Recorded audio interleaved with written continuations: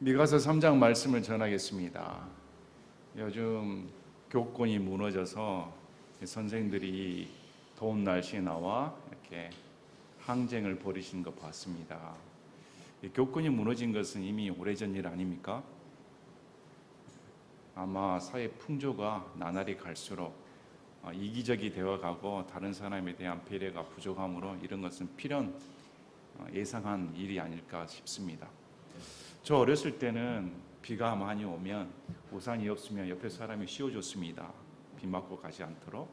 또 학생들이 많이 타는 버스 보면 저도 그랬는데 제 가방이 그때 무겁지 않았습니까? 그러면 들어줬습니다. 당연히 제가 들어드릴까요? 아니면 들어주는 것을 당연히 여겼습니다. 근데 요즘에는 그런 걸 찾아볼 수가 있습니까? 누가 우산 씌워주면 이 사람이 지금 가방 내놓으러 가면 이 사람이 훔치려고 이런 아주 각박한 시대가 되어버렸습니다. 또 시대 풍조가 아이를 많이 낳지 않고 많아야 둘, 하나 이 정도 놓고 나이 들어서 노니까 실수할 때가 있습니다. 아이를 데려왔는데 할머니인가 어머니인가 노산을 하다 보니까 말 조심해야 됩니다. 그래서 제일 듣기 좋은 말은 엄마 왔어 이 말이 좋습니다. 그러면 할머니가 데려와도 얼마나 기분 좋습니까? 근데 엄마가 데려왔는데 할머니 이래버리면 그 다음부터는 안 찾아옵니다. 나이 들어서 이렇게 놓다 보니까 자기 자식밖에 모릅니다. 학교 맡겨놓으면 가끔 저희 선생님들 오셔서 진료 받으시는데 정신과 치료 받으신 분도 계십니다. 왜 학교에 보내는지 모르겠다. 그냥 듣기 좋은 소리 원하지 싫은 소리 한마디 했다가는 그냥 학교에 쫓아와 난리 법석을 피우니 이게 무슨 학교 역할을 하고 있는가. 차라리 그냥 집에서 키우지 왜 학교에 보내는지 모르겠습니다. 우리 어렸을 때 단체 기합 받지 않았습니까? 찍소리 안 했습니다. 전부 책상에 올라 손내 다 맞으면 그런 모양이다. 그렇게 맞고 자란 사람이 더 예의 바를까요? 오냐 내 새끼 한 사람 애들이 더 예의 바를까요? 이런 애들이 자라서 성인이 되고 이 나라를 이끌어가고 사회의 주역이 된다고 생각하니 나라가 끝장이다 생각됩니다. 어떻게 선생들이 나와 이렇게 데모를 해야 되는 이런 형국에 빠졌습니까? 누가 지도를 하냐에 따라 나라가 달라집니다. 사람이 먼저다 슬로건을 걸었더니 나라가 어떻게 됐습니까? 내가 먼저다 이렇게 되는 겁니다. 내가 먼저야. 내 것만. 거기다가 딱 단어 하나를 더 넣었어야 되는데 다른 사람이 먼저다. 차라리 그렇게 해주셨으면 좋겠습니다. 다른 사람이 먼저다. 배려가 있어야 되지 않습니까? 내가 먼저야. 나만. 이렇게 돼버리니까 다른 사람에 대한 배려는 찾아볼 수 없고 자기 이익만 챙기는 탐욕에 물들어 버리는 정말 사람들이 짐승 같지 않은가. 아주 자기밖에 모르는 그런 형국에 빠지지 않았나 싶습니다. 그래서 미가 시대를 보면 오늘날에 보는 시대와 동일합니다.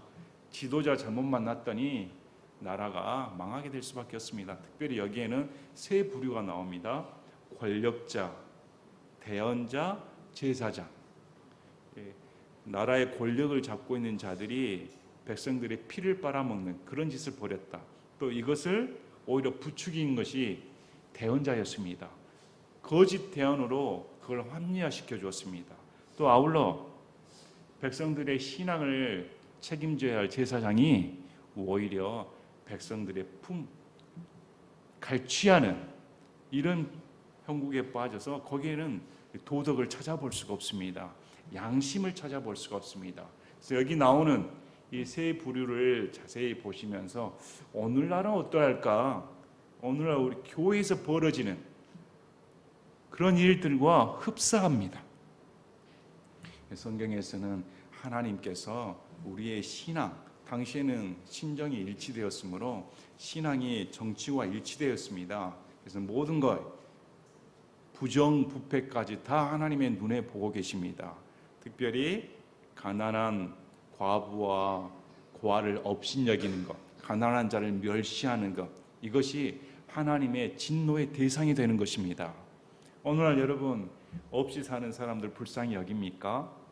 정말 우리 마음 가운데 저런 사람들 보면 도와줘야겠다 감정만 있을 뿐이지 행동으로 나가는 사람은 찾아보기 어렵습니다.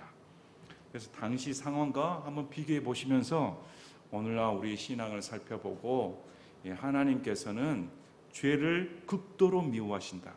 하나님은 반드시 죄인을 심판하신다. 회개치 않은 죄인은 지옥 보내시는 분이 하나님이십니다.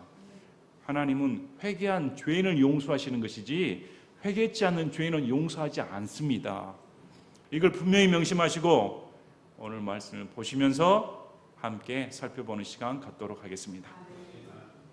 자, 3장 1절에 또 내가 말하였노라 오 야곱의 우두머리들아 이스라엘 집의 통치자들아 오나건대 너희는 들으라 너희가 판단의 공의를 알아야 하지 아니하겠느냐. 야곱의 우두머리들 권력자들아 통치자들아 너희는 판단할 때 공의롭게 정의롭게 재판을 해야 되지 않겠는가. 그런데 이들이 하는 행위가 무엇이었는가. 너희가 선을 미워하고 악을 사랑했다. 선을 사랑해야 할 텐데 반대로 행했습니다. 악을 사랑했습니다. 그래서 그들이 하는 게 그들에서 가죽을 벗겨내고 그들의 뼈에서 살을 뜯어내며 또한 내 백성의 살을 먹고 그들에서 가죽을 벗겨내나니 저들이 냄비와 솥에 담을 고기처럼 그들의 뼈들을 꺾은 뒤 여러 조각으로 자르는도다.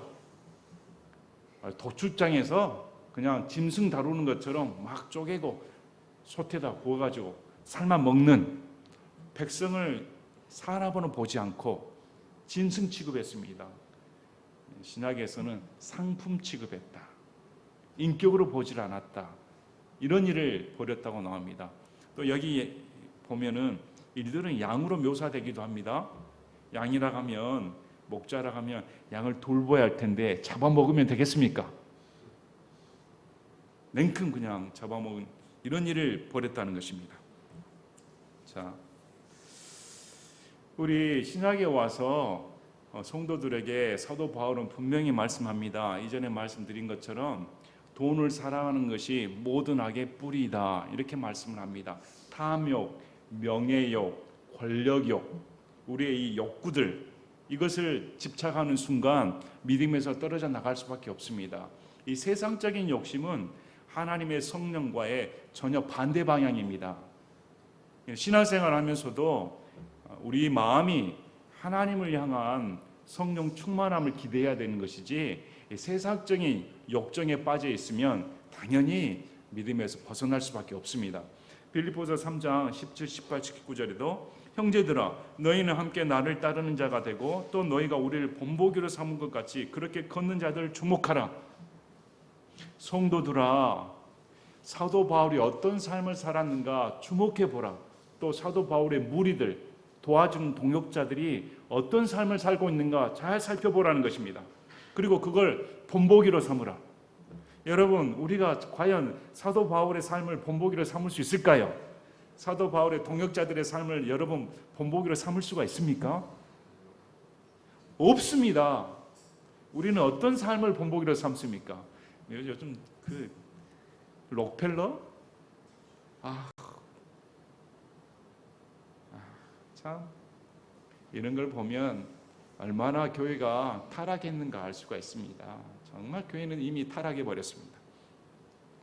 이는 내가 여러 번 너에게 말한 적이 있고 지금도 심지어 눈물을 흘리며 너에게 말하는 많은 자들 그들이 그리스도의 십자가의 원수로 걷고 있기 때문이라. 자 보시기 바랍니다. 사도 바울을 본보기로 삼지 않는 삶은 십자가의 원수라는 것입니다. 그 삶을 본보기로 삼고 따르지 않는 것은 십자가의 원수로 걷고 있다. 그들의 마지막은 파멸이며 그들의 하나님은 그들의 배요 예배를 드리고 신앙생활을 한다고 하는데 자기가 믿는 하나님은 성경에 말하는 하나님이 아니라 자기 배라는 것입니다. 자기 배를 섬기고 있는 것입니다.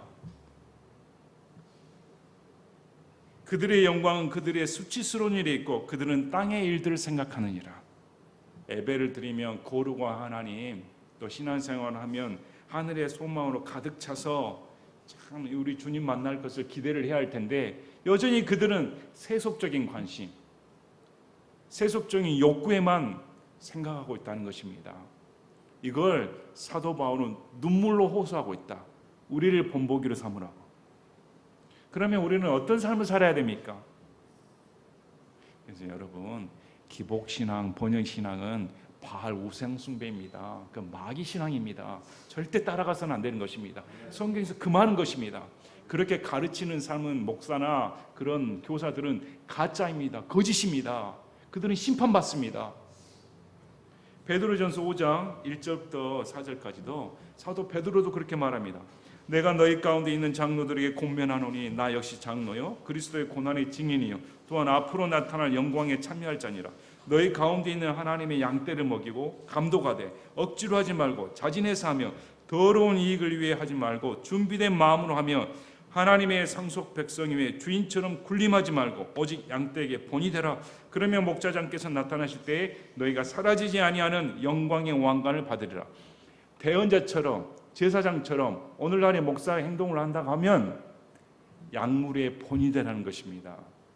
약물의 본이 되어 또 지금 사도 베드로가 나도 장로다, 나도 목사라는 것입니다. 사도 베드로가 그럼 나처럼 살라는 것입니다.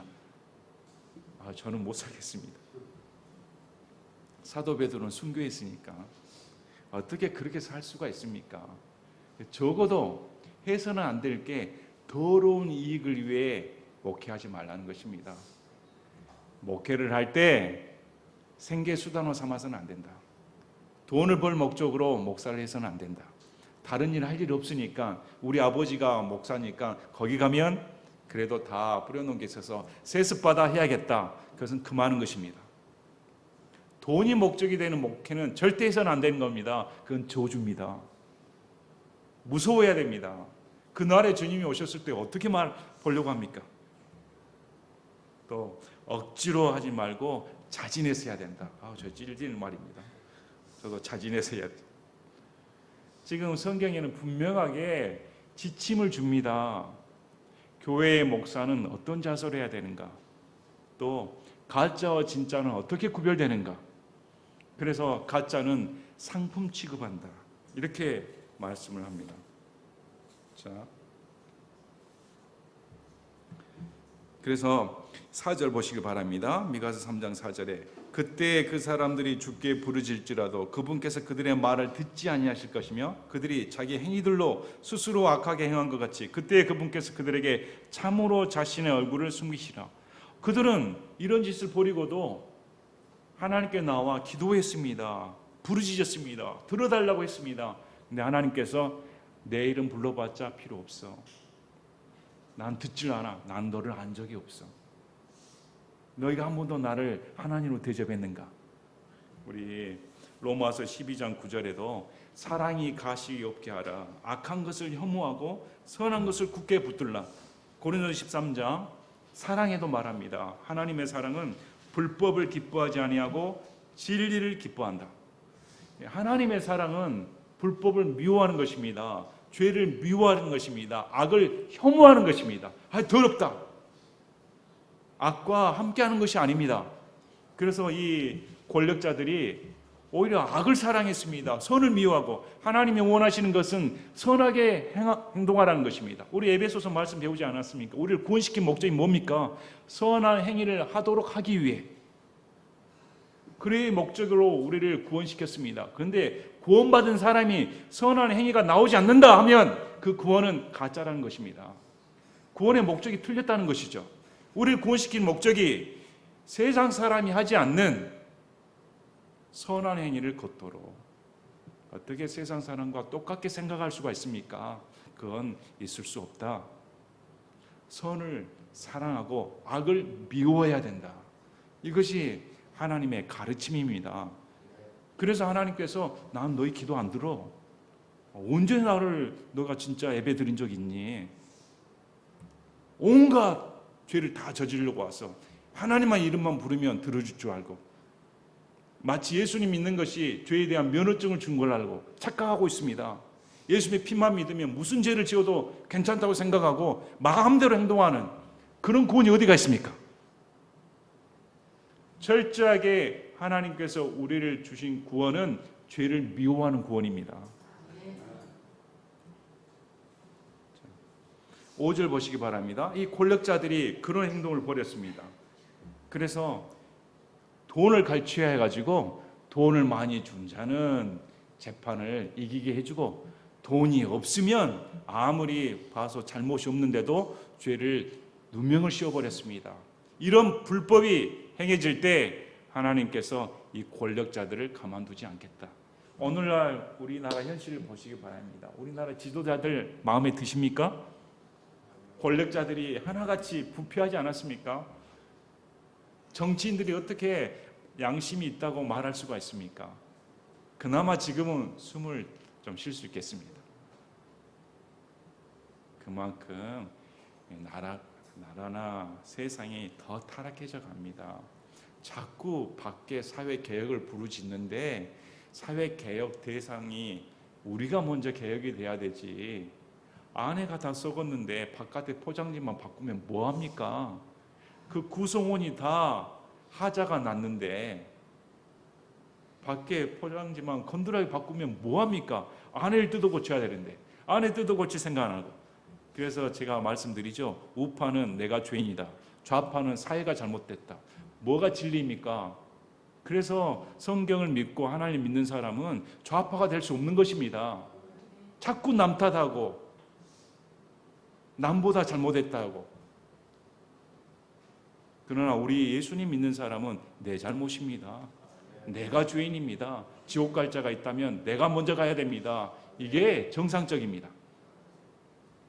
자, 이제 5절부터 보시면 대언자에 대해 말합니다. 내 백성을 잘못된 길로 이끄는 대언자들은 자기 이를 물면서 평안하다 하고 외치며 또 자기 입에 넣어주지 아니한 자를 대적하여 참으로 전쟁을 예비하는데 이런 대언자들에 관하여 주께서 이같이 말씀하시니라. 이 대언자들은 평안하다 평안하다. 일반 백성이 듣기 좋은 말만 했습니다. 대언자에 나와가지고 저 앞날이 어떻게 될까요? 대언자, 그래 하나님께서 너를 축복해, 너를 사랑해, 그래 하나님께서 널 떠나지 않아.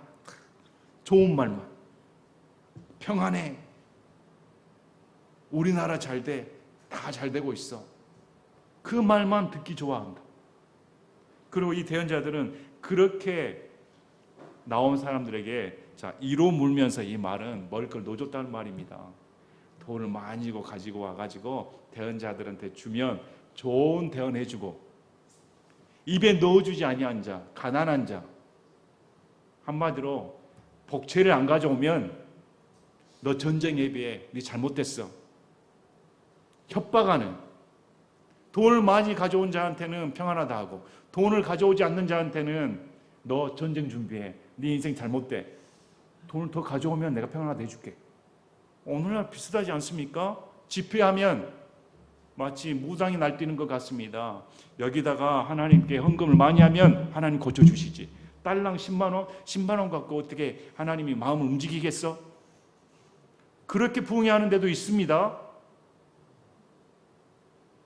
돈을 더 가져와야 하나님이 사랑하지. 11조 더 내야지 하나님이 더 복 주지. 복채 더 가져와. 날마다 그렇게 11조도 내지 않고 헌금도 안 하니까 꼬라지가 그 모양이지. 이런 대언자들이 오늘날 강당에도 서 있습니다. 우리 베드로후서 2장 1절부터 3절까지 나옵니다. 베드로후서 2장 1절부터 3절까지. 자, 베드로후서 말씀을 보면 당시 거짓 대언자들이 이 돈의 물질 때문에 물질 가지고 일반 백성을 상품 취급한 것처럼 이 거짓 대언자들이 있었던 것처럼 지금도 거짓 교사가 있다. 베드로서 2장 1절에 그러나 백성 가운데 거짓 대언자들이 있었던 것 같이 너희 가운데도, 이게 신약입니다. 교회 아닙니다. 거짓 교사들이 있을 터인데 그들은 정죄받을 이단 교리들을 몰래 들어와 교묘히 가지고 들어옵니다. 자기들을 사신 주를 부인하기까지 하고. 이게 무슨 말일까요? 예수님은 이 거짓 교사, 거짓 대언자를 비롯해 모든 인류를 위해 피를 흘리시고 사셨습니다. 그러나 이들은 이를 부인했습니다. 구원받지 못한 사람입니다. 자기들 위해 신속한 파멸을 가져오려는 많은 이들이 그들의 악독한 길들을 따를 것이며 교회 내 이 거짓 교사를 많은 교인들이 따른다고 말합니다. 그것이 좋아서 그들로 인해 진리의 길이 비방을 받으리라.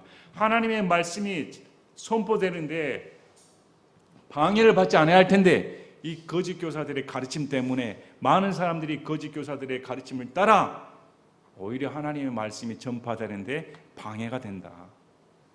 그들이 탐욕으로 말미암아 거짓된 말들을 가지고 너희를 상품 취급할 것이는 얼마나 말이 좋은지 그 사람 마음 보면 저렇게 신앙이 잘한 사람이 있을까? 성경을 저렇게 달달할까? 성경을 저렇게 가르쳐주는 교사는 찾아본 적이 없어.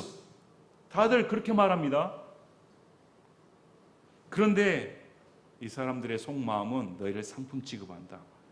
머리수 세고 있다는 것입니다. 오늘은 성도가 몇 명 왔을까? 몇 명 왔을까? 몇 명 오면 두당 얼마? 그래, 10,000명, 20,000명, 30,000명, 두당 얼마? 교회가 커져가면 현금 지급기도 있습니다. 거기다가 헌금하라고. 이야, 아주 그냥, 그런데 그걸 좋아합니다. 와, 저 교회가 부흥이 돼서 물질 축복을 받고 있구나. 물권, 영권 많이 들어보셨죠? 물권, 영권. 그런 말이 어디가 있습니까, 성경에? 그들에 대한 심판은 오래되어 이제 지체하지 아니하며 그들이 받을 정죄는 잠자지 아니하니라. 그들은 심판받을 수밖에 없습니다. 왜? 하나님의 이름을 빙자하여 속였기 때문에. 우리 고린도후서 2장에 보면 사도 바울이 분명히 말합니다. 우리는 하나님의 말씀을 가지고 속이지 않는다. 어떤 사람들은, 이 거짓 교사들은 하나님의 말씀을 가지고 속이는 것입니다. 왜? 성경에 있는 말들이니까. 그 구절만 따서 말해주니까. 앞뒤 문맥 다 무시하고 자기가 원하는 구절만 보게 되니까. 사람들이 다 나와서 듣고 싶은 말 아닙니까? 위로해 주는 말, 평안하다는 말, 잘 된다는 말만 원하지 않습니까?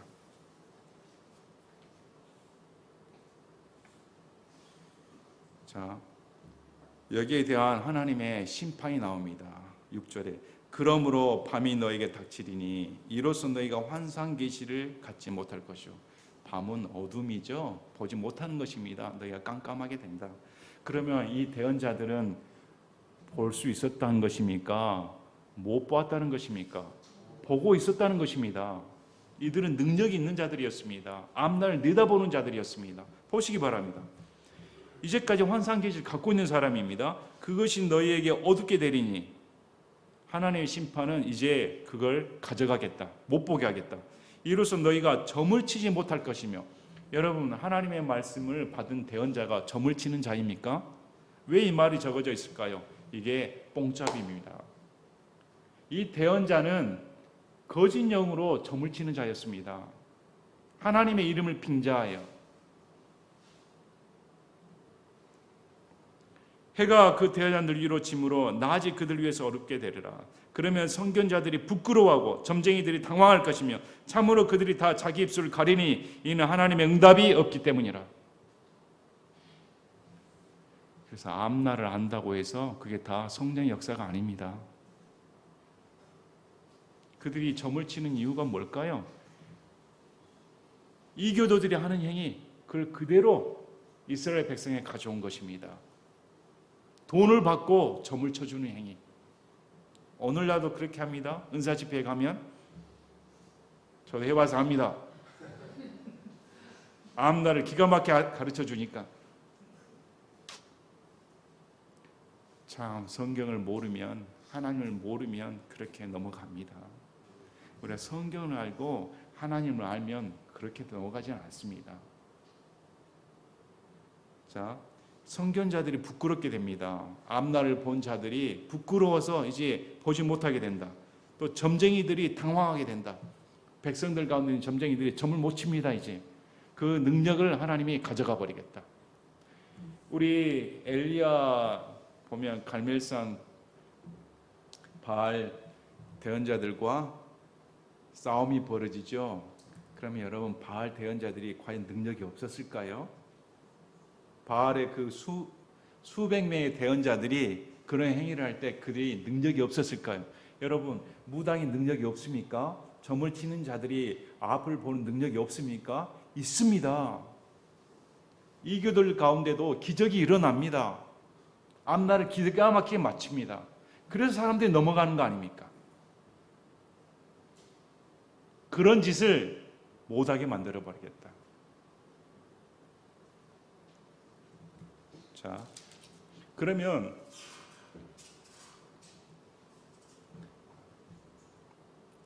참다운 대언자는 어떻게 행동하는가? 8절에 나옵니다. 이 거짓 대언자와 다르게 참다운 대언자인 미가는 어떻게 했는가? 그러나 진실로 나는 주의 영으로 말미암아 권능과 판단의 공의와 능력으로 충만하여 야곱에게 그의 범법을 이스라엘에게 그의 죄를 밝히 알리리라. 우리 에레미야 26장 보면 히스기야 시대에 이 미가가 대언을 했습니다. 그래서 에레미야 대언자는 미가 시대 이후 약 100년 후입니다. 100년 후의 대언자인 에레미야가 에레미야 26장 18, 19절, 18절에 유다왕 히스기야 시대에 모레셋 사람 미가가 대언하며 유다의 온 백성에게 말하여 이르되 군대들의 주께서 이같이 말씀하시느니라. 시온은 바깥이 갈아엎어지고 예루살렘은 폐허덩이가 되며 이 집에 사는 숲의 상단들과 같이 되리라 하였으나, 이렇게 하나님의 진노의 심판의 메시지를 미가가 대언했더니 이 말 듣고 히스기야가 종교 개혁을 일으킵니다. 19절에 유다왕 히스기야와 온 유다가 여하튼 그를 죽였느냐? 그가 주를 두려워하고 주께 간청하며 주께서 그들을 대적하여 선언하신 해악에 대해 뜻을 돌이키지 아니하셨느냐? 우리가 이같이 하면 큰 해악을 불러와 우리 오늘 해치리라. 에레미야 대언자가 100년 전에 미가가 예루살렘에 향한 그 대언의 말씀을 히스기야가 듣고 회개하지 않았는가? 지금 왜 내 말을 듣고 회개하지 않는가? 이 뜻입니다. 그래서 이 미가가 무슨 말합니까? 여기 본 것처럼 죄를 밝히 알리게 하겠다. 주의 영으로 말미암아. 그러면 하나님의 성령이 임하면 뭘 말한다는 겁니까? 정죄하게 되어 있습니다. 여러분, 정죄라 하니까 막 이렇게 한 게 아니라 죄를 지목한다는 것입니다. 잘못됐다고 말을 해주는 것입니다. 이건 부패했습니다. 이건 죄입니다. 다른 대언자는 그렇게 말한 적이 없습니다. 다른 대언자들은 권력자들과 정치와 결합하여 오늘날로 말하면 꼭 선거가 되면, 선거철이 되면 국회의원 오고 시의원 와서 목사가 이렇게 세워주고 인사시켜주지 않습니까? 언제 봤다고? 정치와 종교가 결합돼가지고 정치인들 세워주고 바른 말 하지 않습니다. 폭력을 행사하는 정치인들에게 바른 말 하는 게 아니라 오히려 그들을 두둔하는 말을 하고, 기독교가 중국 공산당의 1등 공신인지 아시죠? 중국 공산당 혁명이 일어날 때 기독교가 앞장섰습니다. 타락한 종교 지도자들이 기독교의 사상과 공산주의 사상이 맞다고 착각하여 어떻게 됐습니까? 지금 착각하시면 안 됩니다. 그건 죄입니다. 악한 걸 볼 수 있어야 됩니다. 이렇게 종교 지도자들이 이런 포악한 정치인들의 뒤를 봐줄 때 그 나라는 급속도로 멸망해버립니다. 부패해버립니다. 근데 이 미가 대언자가, 다른 대언자들은 바른 소리를 안 했는데 이 미가 대언자들은 이건 잘못되었습니다. 이건 죄입니다. 무려 50년간 그 사회상을 보며 이렇게 말했다는 것입니다. 저와 여러분도 이 사회상을 보며 그렇게 말할 수 있어야 됩니다. 동성애는 죄입니다. 이건 인권의 문제가 아닙니다. 학생이 선생님 말씀에 도전하는 것은 학생의 인권이 아니라 잘못된 것입니다. 질서가 무너지는 것입니다. 바르게 가르쳐야 할 거 아닙니까? 낙태는 여성의 권리가 아닙니다. 여성의 권리 이전에 살인입니다. 페미니즘은 여성의 인권의 신장이 아닙니다. 하나님께서는 질서를 주셨습니다. 성경적인 가치관을 가져야 할 텐데 오히려 타락한 목사들이 나서서 동성애자를 옹호하고 페미니즘을 옹호하고 공산주의를 옹호하고 있으니 이들의 결국은 어떻게 될까? 하나님을 두려워하지 않는 것입니다. 그러나 미가는 하나님의 말씀을 맡은 자였습니다. 얼마나 외로웠을까요? 혼자 고군분투하는 거 아닙니까? 누가 미가의 말에 귀를 기울여 줍니까? 3대 선왕이었던 히스기야나 되니까 미가의 말을 귀를 기울이지, 히스기야 시대에도 타락했습니다.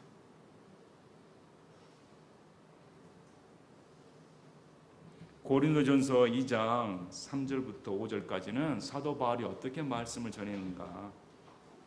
내가 약하고 두려운 가운데 모십 떨면서 너희와 함께 있었으며 또 나의 말과 나의 복음 선포를 사람의 지혜에 유혹하는 말들로 하지 아니하고 성령과 권능을 실증함으로 했으니 이것은 너희의 믿음이 사람들의 지혜 안에 서지 아니하고 오직 하나님의 권능 안에 서게 하려 함이라.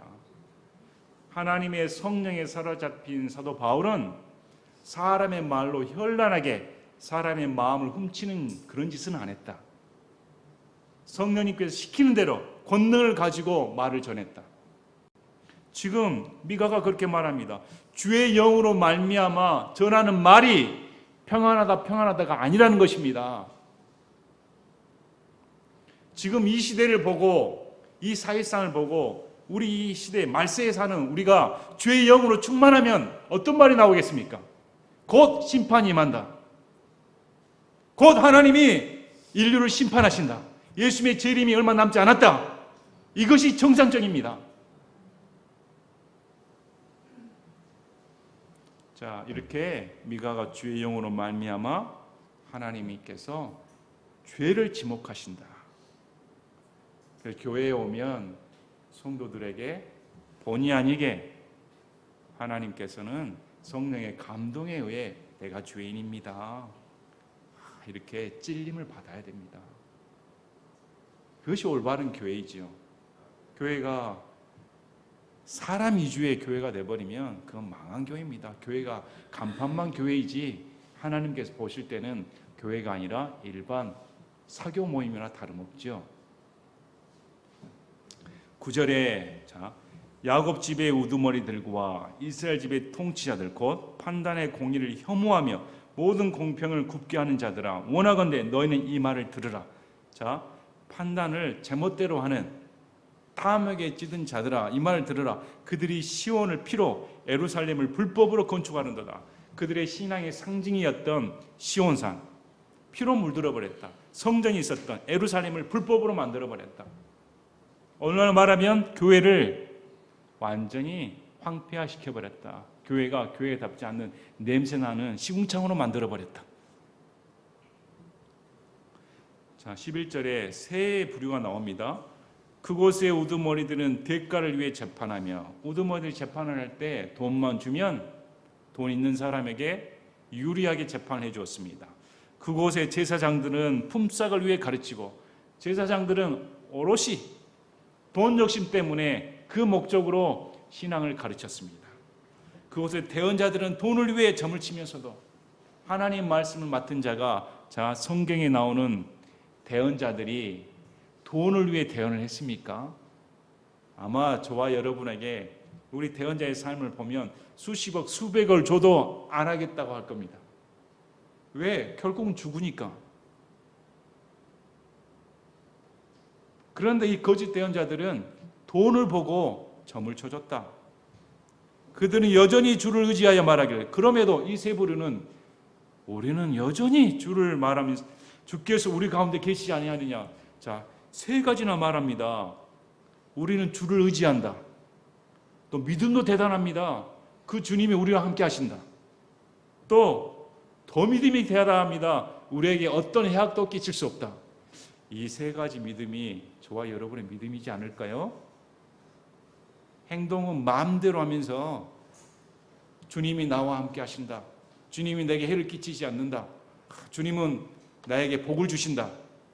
우리 가운데 계신다. 얼마나 믿음이 대단합니까? 그런데 하나님은 듣지 않는다. 그러므로 하나님의 눈은 속일 수가 없습니다. 하나님께서 우리를 원하시는 것은 하나님을 따르는 사람답게, 하나님께서 선 자체이십니다. 거룩함 자체이십니다. 하나님 죄가 없으십니다. 악하고 같이 있을 수가 없습니다. 그런 하나님을 내가 모시고 섬긴다 하면 당연히 죄를 멀리하고 그리할 때 하나님이 나와 함께 하십니다. 이렇게 말할 수가 있는 것이지, 여전히 죄 가운데 자기 마음대로 살면서 이런 신앙 고백해봤자 너희 착각이다, 이렇게 말씀합니다. 그래서 12절에 그러므로 너희로 인해 시온의 바깥이 쟁기로 갈리고 예루살렘은 폐허더미가 되며 그 집에 사는 숲의 높은 것들과 같이 되리라. 아휴, 시온이 황폐화돼 버리고 예루살렘 폐허더미가 되고 집에 산 성전이 있는 곳은 야산같이 돼 버렸다. 다듬어지지 않는, 한마디로 쑥대밭이 된다. 원인이 뭡니까? 이 세 부류의 타락 때문에. 부패한 재판관들, 그리고 사꾼 목자들, 또 사꾼 제사장들, 이 세 부류가 나라의 지도자 위치에 있었을 때, 이들이 타락했을 때 결국은 멸망을 자초할 수밖에 없다, 이렇게 성경은 말씀을 합니다. 그러므로 백성이 잘 판단해야 됩니다. 이 성도들도 마찬가지고, 성도들도 책임이 있습니다. 거짓 목사는 내쫓아야 됩니다. 거짓 목사는 같이 갈 수가 없는 것입니다. 그냥 머리 쳐박고 우리 목사 거짓을 말하는데도 여전히 머리를 쳐박고 있으면 동일하게 같이 지옥 가는 것입니다. 그런 짓 해서는 안 됩니다. 저건 가짜다, 저건 잘못됐다, 이렇게 분별할 수 있는 그런 사람이 돼야 됩니다. 우리가 하나님 말씀을 다시금 잘 배우시고, 구원받은 성도도 거짓 가르침에 꾀임에 빠질 때가 많습니다. 그리할 때 하나님의 말씀을 다시금 깊이 상고하고 우리 분명한 분별의 은혜를 가지시고 성경 말씀을 하나하나 정말 조심스럽게 말씀이 어떻게 말씀하시는가, 또 진짜 대언자의 삶들, 진짜 하나님을 믿는 사람들이 어떠한 삶을 살았는가. 나는 타락한 백성처럼 살아서는 안 되겠다. 나는 타락한 대언자처럼 그런 짓을 해서는 안 되겠다. 이것이 우리에게 본보기로 삼아야 됩니다. 그래서 다시 말씀을 잘 들으시고 분명하게 하나님은 죄를 정죄하시며 심판하시고 그 정죄에서 피할 수 있는 유일한 방법은 우리 주 예수님밖에 없습니다. 제가 기도하고 마치겠습니다.